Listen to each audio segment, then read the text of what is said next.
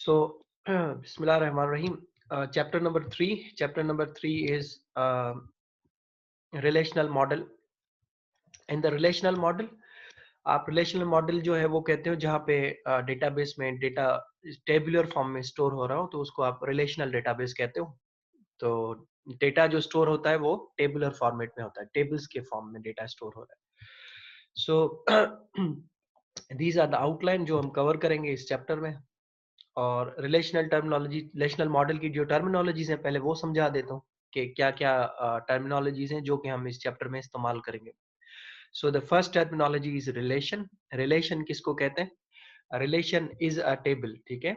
Relation table को कहते हैं। तो कहीं पे अगर आप रिलेशन वर्ड पढ़ेंगे बुक में तो इसका मतलब वो टेबल का नाम कह रहा है। और टेबल क्या चीज है या रिलेशन क्या चीज है? वो है असल में कॉलम्स और रोज के कॉम्बिनेशन, ठीक है। तो टेबल के अंदर होता है रोज और कॉलम्स होते हैं। So only applies to local structure of the database, not physical structure. ये फिजिकल एग्जिस्ट नहीं करता, लॉजिकली होता है, ठीक है। डेटाबेस के अंदर जो टेबल्स बनी हुई नजर आती हैं हमें, these are the logical structures, not the physical structure. Physical तो टेबल बनेगा नहीं, लॉजिकली आपको स्ट्रक्चर में नजर आ रहा होगा। एट्रीब्यूट किसको कहते हैं? एट्रीब्यूट आर द कॉलम्स, ठीक है। कॉलम के जो नेम्स हैं कॉलम्स जो हैं उनको आप कहते हो कि ये एट्रीब्यूट्स हैं। तो अगर कहीं पे एट्रीब्यूट वर्ड पढ़ें या कॉलम का वर्ड पढ़ें तो समझ जाए कि टेबल के अंदर आप उसको एट्रीब्यूट या कॉलम कह सकते हैं। डोमेन, डोमेन जो होता है वो कहते हैं किसी भी कॉलम के अंदर जो अलाउबल वैल्यूज होती हैं, अलाउबल वैल्यूज होती हैं वो वैल्यूज के लिए हम डोमेन क्रिएट करते हैं, ठीक है। जैसे कि आपके क्लास के जो रोल नंबर्स हैं, फॉर एग्जांपल वो 1 से लेके 130 तक हैं अगर, तो अलाउबल वैल्यूज क्या होंगी रोल नंबर कॉलम की? 1 से लेके 130 तक, ठीक है। ये अलाउबल वैल्यूज है, इसमें से कोई भी वैल्यू आ सकती है इस कॉलम के अंदर। लेकिन अगर मैं इसमें एंटर करूं 300 या इसमें एंटर करूं -5, तो क्या वो एंटर होना चाहिए उस कॉलम में? तो नहीं होना चाहिए, क्योंकि रोल नंबर इनवैलिड है ये। रोल नंबर वैलिड कौन से हैं? 1 से लेके 130 तक, फॉर एग्जाम्पल। सिमिलरली अगर मैं अगर मैं कहता हूँ डिपार्टमेंट्स, हमारे पास टोटल 4 डिपार्टमेंट्स हैं, for example electronics, telecommunication, IT और सॉफ्टवेयर। तो ये 4 चॉइसेस है मेरे पास। तो अलाउबल वैल्यूज क्या होंगी डिपार्टमेंट की? डिपार्टमेंट के अंदर ये सिर्फ 4 वैल्यूज आ सकती है, आईटी, सॉफ्टवेयर, टेलीकॉम या इलेक्ट्रॉनिक्स। इसके अलावा अगर आप कोई वैल्यू इंसर्ट करने की कोशिश करेंगे तो वो आपको एरर दे देगा। So that will be the domain values. So domain is a set of allowable values, ठीक है, for one or more attribute। एक या एक से ज्यादा कॉलम्स को वो डोमेन यूज कर सकते हैं उसके लिए। टपल किसको कहते हैं? Tuple is a row. So tuple is a row means किसी भी टेबल के अंदर डेटा स्टोर करते हैं कॉलम्स में और रोज में, तो रो को कहते हैं आप टपल और कॉलम को कहते हैं एट्रीब्यूट, ठीक है। तो रो, अगर एक रो सेलेक्ट करूं और मैं आपसे कहूं कि ये क्या चीज है, तो आप उसको रो भी कह सकते हैं, आप उसको टपल भी कह सकते हैं। डेटाबेस की लैंग्वेज में इसको टपल कहा जाता है। अगर 5 रोज हो तो आप कहेंगे 5 टपल्स, 100 रोज हो तो आप कहेंगे 100 tuples. So tuples are the rows. Degree, degree is basically number of attributes. Number of attribute means एक टेबल में कितने कॉलम्स हैं, इसको आप डिग्री कहते हैं। फॉर एग्जाम्पल अगर स्टूडेंट्स की एक टेबल बनाए और उसमें स्टूडेंट का रोल नंबर हो, स्टूडेंट का नाम हो, स्टूडेंट के मार्क्स हो, स्टूडेंट का फोन नंबर हो और स्टूडेंट का एड्रेस हो, तो ये कितने कॉलम्स बन गए? 5 कॉलम्स। तो 5 columns will be known as degree, ठीक है। डिग्री का मतलब है नंबर ऑफ कॉलम्स कितने? 5। तो उस टेबल की कितनी डिग्री बनी? 5। तो जितने कॉलम्स होंगे उतनी डिग्री उसकी उस टेबल की होगी। एक टेबल में अगर 10 कॉलम्स है तो उसकी डिग्री कितनी बनेगी? 10, ठीक है। अगर एक टेबल में 2 कॉलम्स है तो उसकी डिग्री बनेगी 2। So basically degree means number of attributes, and similarly the number of rows is known as the cardinality. The cardinality means the number of rows in a relation. So for example, if a table has 1000 rows, so 1000 tuples, or you can say, so that will be 100 cardinality. Cardinality is number of rows, ठीक है। अगर एक table में कोई रो नहीं है तो आप कहेंगे कि इसकी कार्डियलिटी 0 है। अगर एक टेबल में 1000 रोज है तो you'll call it as 1000 is the cardinality of that particular table or relation. Similarly, relational database क्या चीज है? अब रिलेशनल डेटाबेस कहते हैं वो डेटाबेस जिसमें आपके पास टेबल्स हो और उन टेबल के नेम्स डिफरेंट हो एक दूसरे से, ठीक है? किसी भी डेटाबेस में दो टेबल के नेम सेम नहीं हो सकते या दो ऑब्जेक्ट्स के नेम सेम नहीं हो सकते। तो टेबल्स विथ डिफरेंट नेम्स जो है कलेक्शन अगर टेबल्स की डिफरेंट नेम्स की तो उसको कहेंगे रिलेशनल डेटाबेस। तो अगर एक यूनिवर्सिटी का डेटाबेस बनाए तो यूनिवर्सिटी के डेटाबेस में टीचर्स का टेबल बनेगा, स्टूडेंट्स का टेबल बनेगा, कोर्सेज का टेबल बनेगा, ठीक है? इस तरह से मल्टीपल टेबल्स और भी बन सकते हैं। तो ये सब टेबल के नेम्स डिफरेंट होंगे, तो उसको आप कहेंगे ये रिलेशनल डेटाबेस है किसका? यूनिवर्सिटी का। सिमिलरली अगर हम किसी दुकान के लिए सॉफ्टवेयर बना रहे हैं तो उसपे आइटम्स का टेबल बनेगा, ठीक है? उसमें सेल एंड परचेज के टेबल बन सकते हैं। इसी तरह से डिफरेंट टेबल्स बनेंगे उस दुकान के लिए, तो वो डेटाबेस कहलाएगा relational database for that particular shop. ये एग्जांपल देखें, एक छोटा सा एग्जांपल देखेंगे तो समझ जाएंगे। ये देखें, ये एक डेटाबेस है, इसमें दो दो टेबल्स है। एक टेबल का नाम है ब्रांच, दूसरे टेबल का नाम है स्टाफ, ठीक है? ब्रांच इज अ रिलेशन, ठीक है? Another relation name is staff. इनको मैं टेबल भी कह सकता हूँ और रिलेशन भी कह सकता हूँ। अच्छा, अब इसमें ये एट्रीब्यूट्स हैं, देखें। ब्रांच नंबर एक एट्रीब्यूट है, स्ट्रीट एक एट्रीब्यूट है, सिटी एक एट्रीब्यूट है, पोस्ट कोड एक एट्रीब्यूट है। दीज आर एट्रीब्यूट्स, और इन एट्रीब्यूट्स के कॉम्बिनेशन को मैं क्या कह सकता हूँ? डिग्री। ये देखें, डिग्री लिखा हुआ नीचे। तो ये डिग्री का मतलब है 1 2 3 4, 4 कॉलम्स है ना इसमें, तो इसकी डिग्री कितनी बनी? 4 बनी। अच्छा, रोज कितनी है इसमें? 1 2 3 4 5, 5 रोज हैं इस टेबल में, तो इसकी कार्डियनलिटी क्या बनी? 5। 5 is the cardinality of this particular relation. So basically the number of rows are cardinality and number of attribute is called degree, and attribute are columns and tuples are rows, and complete table is known as relation, ठीक है? अच्छा, इधर इस table में देखें तो इसमें कितने एट्रीब्यूट्स हैं? 1 2 3 4 5 6 7 8, 8 एट्रीब्यूट्स हैं इसमें। So basically 8 is the are the number of attributes in this particular relation. और इसके अंदर जो एट्रीब्यूट के नेम्स हैं वो मैंने आपको बताया अभी। Staff number, F name, L name, position, sex, DOB, salary, branch number, ये सब उनके एट्रीब्यूट के नेम्स हैं। और कितने एट्रीब्यूट्स हैं? 10 एट्रीब्यूट्स है, तो डिग्री इज 10। अच्छा, cardinality are the number of rows, तो 1 2 3 4 5 6 इसमें रोज है, so the number of rows are 6, तो कार्डियनलिटी इज 6। और रिलेशन का नाम क्या है? स्टाफ इज द रिलेशन है। अच्छा, अब ये ब्रांच नंबर यहां से देखें, ये एरो ड्रैग होके यहाँ पे आ रहा है, तो इधर इसको फॉरेन की कहेंगे। दूसरी टेबल में जब ये जाएगा, ये इधर इस टेबल में ब्रांच का टेबल है ना, तो ब्रांच नंबर इस टेबल में प्राइमरी की कहलाएगा। इसमें देखेंगे वैल्यू यूनिक होंगी, देखें 005, 007, 003, 004 और 002, ये यूनिक है ना सब वैल्यूज, तो you call them as primary key. Primary key का मतलब होता है वो की जो आपको किसी भी रो को यूनिकली आइडेंटिफाई कर सके, तो उसको आप प्राइमरी की कह सकते हैं। जैसे कि आप सब लोगों का रोल नंबर जो है वो आपका प्राइमरी की है। इसी तरह से अगर हम एनआईसी नंबर की बात करें तो NIC number is the primary key. Similarly passport number can also be primary key. आपका email address can also be the primary key, क्योंकि वो यूनिक है तो इसलिए वो प्राइमरी की बना सकते हैं हम उनको। अच्छा, अब वो प्राइमरी कीज अगर किसी दूसरे टेबल में चले जाए, जैसे कि ये ब्रांच के टेबल का ब्रांच नंबर स्टाफ के टेबल में आ गया है यहाँ पे ब्रांच नंबर, तो इधर ये फॉरेन की कहलाएगा, ये लिखा हुआ ऊपर फॉरेन की, ठीक है? क्यों बनाते हैं? क्योंकि रिलेशनशिप बनाना चाह रहे हैं। ये टेबल इस टेबल के साथ रिलेशनशिप बनाना चाहते हैं, तो इसलिए उसने रिलेशनशिप क्रिएट किया है, प्राइमरी की और फॉरेन की रिलेशनशिप।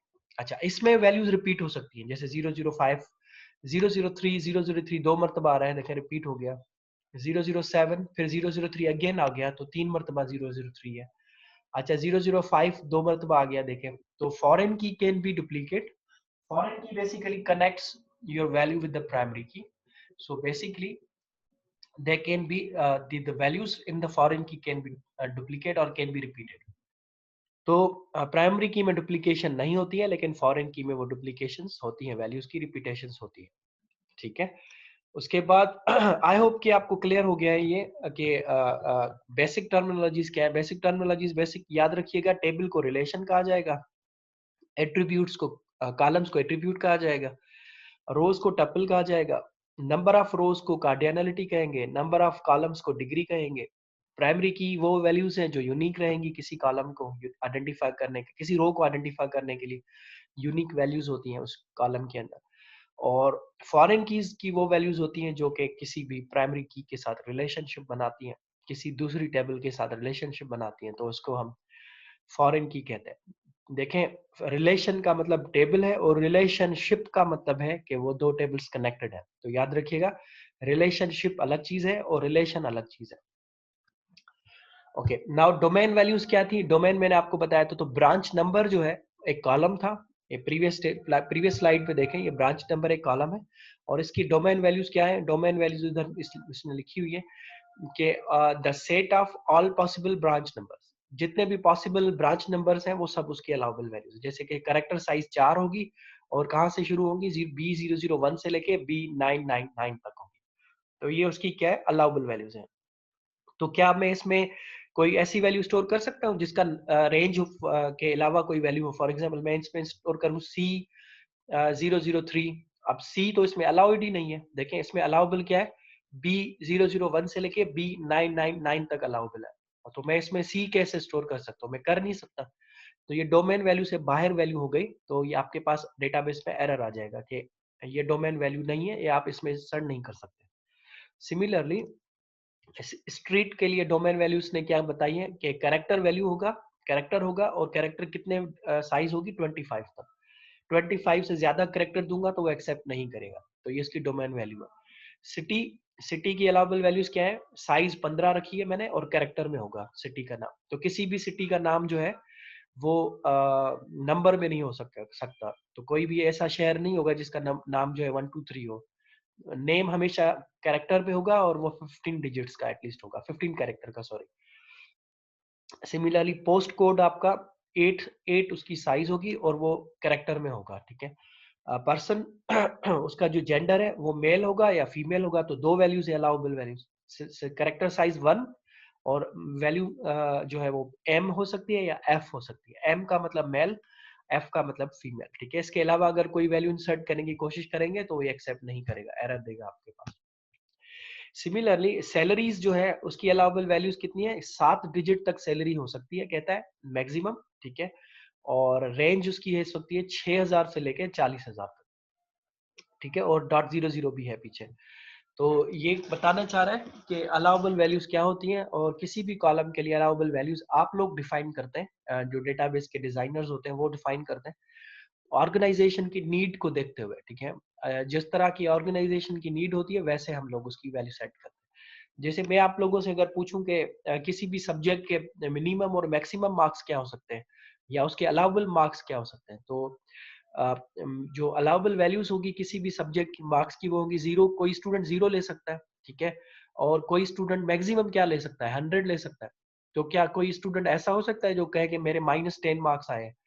तो किसी सब्जेक्ट में -10 मार्क्स नहीं आ सकते, तो वो उसके अलाउबल वैल्यू नहीं है। और कोई स्टूडेंट ये कहे कि मैंने 110 नंबर लिए, तो ये भी अलाउबल वैल्यू नहीं है। तो अलाउबल वैल्यूज क्या है? अलाउबल वैल्यूज आर 0 स्टूडेंट ले सकता है जो बिल्कुल कुछ नहीं लिखता या उसकी कॉपी खाली है, तो वो 0 ले सकता है। और जिसने 100% सही पेपर किया है तो वो 100 नंबर ले सकता है। तो 0 से लेके 100 तक उसके बीच में कोई भी वैल्यू हो सकती है, 50, 40, 30, 55, 23, कोई भी नंबर हो सकता है। तो वो सही वैल्यूज है, तो उनको आप अलाउबल वैल्यूज कहते हैं, डोमेन वैल्यूज कहते हैं। अच्छा, उसके बाद अल्टरनेटिव टर्मिनोलॉजीज क्या होंगी कि आप रिलेशन का मतलब है टेबल, तो ये टेबल लिखा हुआ है देखें। रिलेशन को टेबल भी कह सकते हैं और पुराने दौर में इसको फाइल भी कह सकते थे।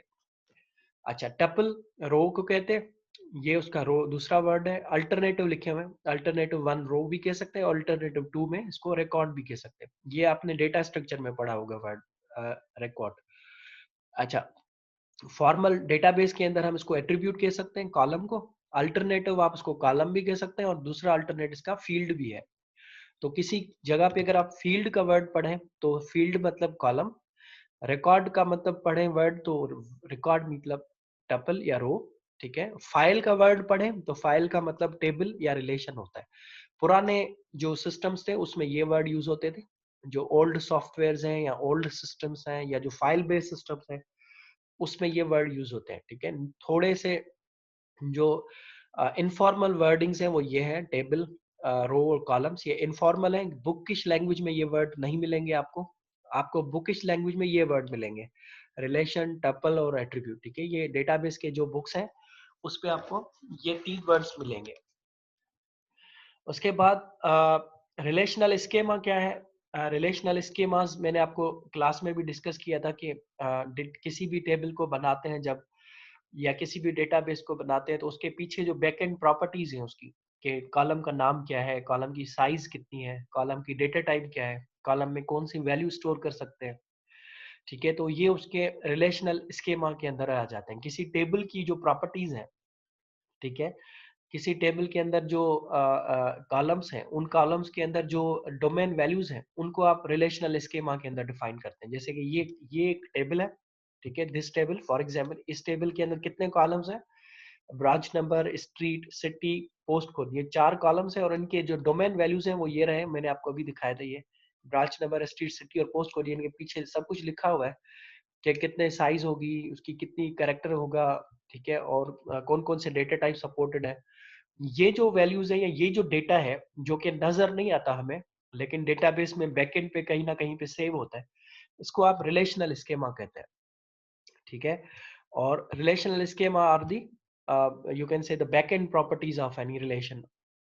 उसके बाद रिलेशनल डेटाबेस स्कीमा, किसी डेटाबेस के अंदर जो रोज जो टेबल्स है, क्योंकि डेटाबेस में तो बहुत सारे टेबल्स हो सकते हैं, तो जितने भी टेबल्स अगर आपके पास डेटाबेस में टेबल्स मौजूद है और उनके जो स्कीमास मौजूद होंगे डिस्टिंक्ट नेम्स का मतलब होगा कि डिफरेंट नेम्स के साथ, तो उसको आप रिलेशनल डेटाबेस स्कीमा कहते हैं।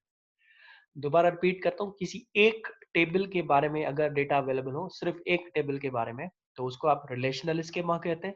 लेकिन अगर एक से ज्यादा टेबल्स का डेटा अवेलेबल हो आपके पास, जैसे 2 टेबल्स, 3 टेबल्स, 4 टेबल्स, 50 टेबल, तो उसके लिए आप सेट ऑफ रिलेशनल स्कीमा अगर अवेलेबल है तो आप इसको रिलेशनल डेटाबेस स्कीमा कहते हैं, क्योंकि डेटाबेस में एक से ज्यादा टेबल्स हो सकते हैं, ठीक है। उसके बाद वी हैव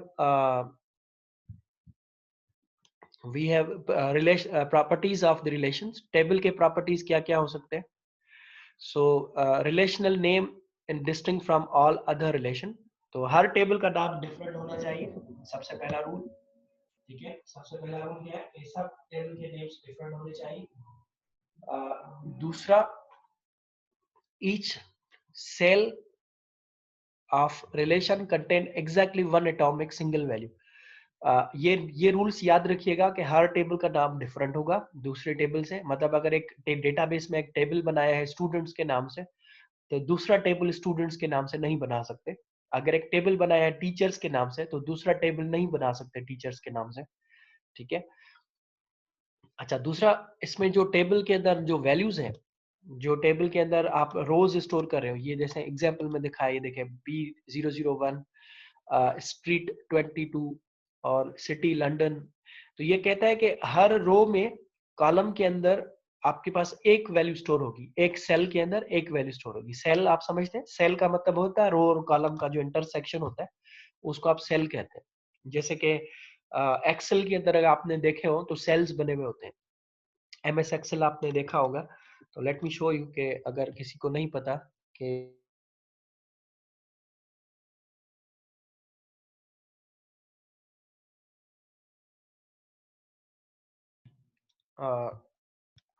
डिस्कनेक्ट हो गया था, सॉरी। अगेन मैं आपको सेल दिखाना चाह रहा था कि रोज और कॉलम्स में सेल किस चीज को कहते हैं। तो सेल जो है वो कुछ इस तरह की चीज है, जैसे कि ये देखें, ये एक टेबल है ना, एक एक्सेल शीट के अंदर, ये जो देखें एक जहाँ पे मैं क्लिक कर रहा हूँ ये सेल कहलाएगा। क्यों सेल कह रहा हूँ? क्योंकि ये कॉलम है, ठीक है, और ये रो है, और मैंने यहाँ पे क्लिक किया है तो ये इसका इंटरसेक्शन कहलाएगा, और इंटरसेक्शन का कोई भी एक पार्ट सेल कहलाता है। जैसे कि ये मैं जहां जहां पे क्लिक कर रहा हूँ ये सेल है, ठीक है। इसमें अगर मैंने लिखा बी, ठीक है, और इधर मैंने लिखा डिपार्टमेंट का नाम आईटी, ठीक है, तो ये मैं क्या कर रहा हूँ, मैं सेल के अंदर वैल्यू स्टोर कर रहा हूँ। तो basically cells are the single atomic value, जहां पे आप एक वैल्यू स्टोर कर सकते हो, ठीक है। Similarly we have each attribute has distinct name, हर कॉलम का नाम कहता है मुख्तलिफ होना चाहिए, किसी भी कॉलम का नाम डुप्लीकेट नहीं होगा। मतलब जैसे अगर रोल नंबर कॉलम पहले से मौजूद है तो दूसरा रोल नंबर कॉलम नहीं बना सकते आप, ठीक है। इसके अलावा value of an attribute are all from the same domain, कहता है एट्रीब्यूट के अंदर जो वैल्यूज स्टोर करेंगे वो सेम डोमेन से होंगी। तो जैसे कि ये डोमेन मैंने ब्रांच नंबर के लिए बनाया है, तो सब ब्रांच नंबर जितने भी वैल्यूज आएंगी वो सब इसी डोमेन से आएंगी, यहाँ से आएंगी B001 से लेके B99 तक। अगर सिटी का डोमेन बनाया है तो सिटी का डोमेन है करेक्टर की वैल्यू होगी और 15 करेक्टर होंगे, तो 15 करेक्टर से ज्यादा वैल्यू स्टोर नहीं कर सकता मैं, और कैरेक्टर के अलावा नंबर वगैरह नहीं दे सकता। ठीक है, तो ये डोमेन वैल्यूज कहलाएंगे। अच्छा, ये कुछ रूल्स हैं जो याद रखेंगे। उसके अलावा कहता है each tuple is distinct and there are no duplicate tuples, ठीक है, हर रो मुख्तलिफ होगी एक दूसरे से और कोई डुप्लीकेट रो नहीं होगी डेटाबेस में, ये कहता है। तो आप किसी भी टेबल में डुप्लीकेट रोज स्टोर नहीं करेंगे, ठीक है। कोशिश करेंगे कि आप रोज को प्राइमरी की असाइन करेंगे, तो प्राइमरी की जैसे ही आप उनको असाइन करेंगे तो वो रोज यूनिक बन जाएंगे। जैसे आप सारे स्टूडेंट्स के नेम तो मुख्तलिफ है, लेकिन कुछ ऐसे स्टूडेंट भी हो सकते हैं जिनके नेम सेम भी हो सकते हैं, लेकिन रोल नंबर उनके डिफरेंट होंगे। तो क्योंकि रोल नंबर डिफरेंट है तो दैट्स वाई वो डुप्लीकेट नहीं है, उनको आप कहेंगे कि ये यूनिक रोज है क्योंकि उनके रोल नंबर डिफरेंट है। अच्छा, order of the tuple has no attribute has no significance, तो कहता है कि कॉलम आगे बनाऊं या पीछे बनाऊं उससे कोई फर्क नहीं पड़ता, ठीक है। जैसे कि मैं यहाँ पे आपको एक समझाऊं इस चीज को, जैसे यहाँ पे रोल नंबर कॉलम है, उसके बाद मेरे पास कॉलम है फर्स्ट नेम, ठीक है, उसके बाद दूसरा कॉलम है एल नेम, और तीसरा कॉलम है मार्क्स फॉर एग्जांपल, ठीक है। अब ये हमारे पास 4 कॉलम्स हैं। अगर मैं इनको इस तरह डिजाइन करके रखूं, या यही सेम चीज मैं इधर बनाऊं दोबारा, और मैं यहाँ पे पहले फर्स्ट नेम लिखूं, उसके बाद एल नेम लिखूं, उसके बाद रोल नंबर लिखूं, उसके बाद मार्क्स लिखूं, तो कहता है कि ये चीज इस तरह बनाओ टेबल। इसको मैं बॉर्डर लगा देता हूं ताकि आपको पता चले कि ये टेबल है कोई छोटा सा, और ये दूसरा टेबल है, इसको भी अगर मैं बॉर्डर लगाऊं, तो कहता है कि कॉलम की जो ऑर्गेनाइजेशन है, कि रोल नंबर मैंने यहां बनाया था पहले इस जगह पे, अब दोबारा मैंने इस जगह बनाया है, तो कहता है कि कॉलम्स की जो अरेंजमेंट है, कॉलम्स की जो सीक्वेंस है, वो आगे पीछे रखने से कोई फर्क नहीं पड़ता डेटाबेस में, ठीक है। जिस जगह पे जो कॉलम रखना चाहो आप बना सकते हो। जब देखना चाहोगे ना डेटाबेस में से, तो फिर आप एसक्यूएल की क्यूरी लिखोगे, और क्यूरी के थ्रू जिस तरह आपको डेटाबेस देखना होगा वैसे नजर आ जाएगा।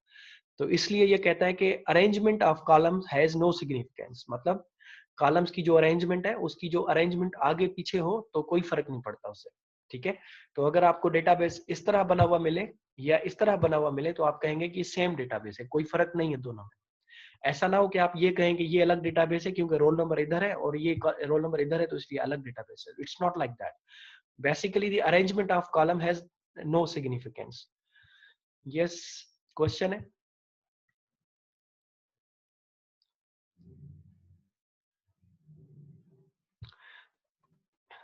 यस बताना। सर आपकी आवाज कट के आ रही है। अच्छा, अभी भी कट सर के आ रही आपकी है? आवाज कट के आ रही है सर। सर अभी सही आ रही है, थोड़ी देर पहले कट के आ रही है। अच्छा, 1 मिनट में मैं चेक करता हूँ, मैं चेक करता हूँ क्या इशू है, वेट।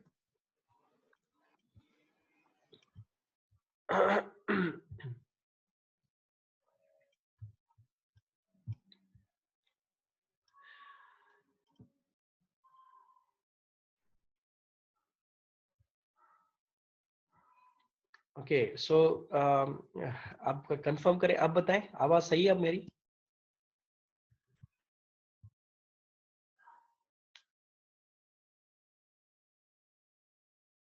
यस बेटा, आपको आवाज आ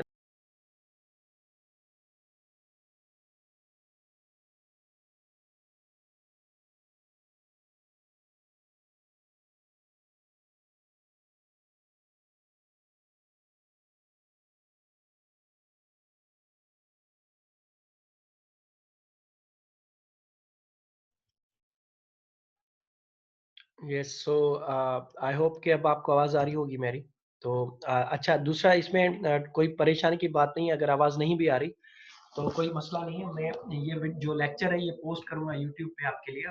तो जो स्टूडेंट्स जिनके पास आवाज की भी थोड़ी बहुत मसला हो रहा होगा, तो वो यूट्यूब पे जाके वो देख सकते हैं पूरा लेक्चर वहाँ पे अगेन दोबारा, जब टाइम मिले आपको तब आप देख सकते हैं, ठीक है। तो इंटरनेट इश्यूज तो आपको पता है हर जगह है, तो थोड़ा बहुत ये डिस्टॉर्शन होती होगी साउंड में। So anyways we have to finish this. So मैंने आपको ये बताया कि कॉलम्स की जो अरेंजमेंट है उससे कोई फर्क नहीं पड़ता, आगे पीछे हो सकते हैं कॉलम्स। सिमिलरली ये सेम रूल रो पे भी अप्लाई होता है। तो कहता है कि order of the tuple has no significance, तो मतलब रोज आगे पीछे हो सकती हैं और उससे भी कोई फर्क नहीं पड़ता, ठीक है। तो ये दोनों चीजें याद रखिएगा, कॉलम्स आगे पीछे बने हुए हों या रोज आगे पीछे बनी हुई हो तो कोई फर्क नहीं पड़ता, सेम चीज ही कहलाएंगे वो दोनों। सो डजंट मैटर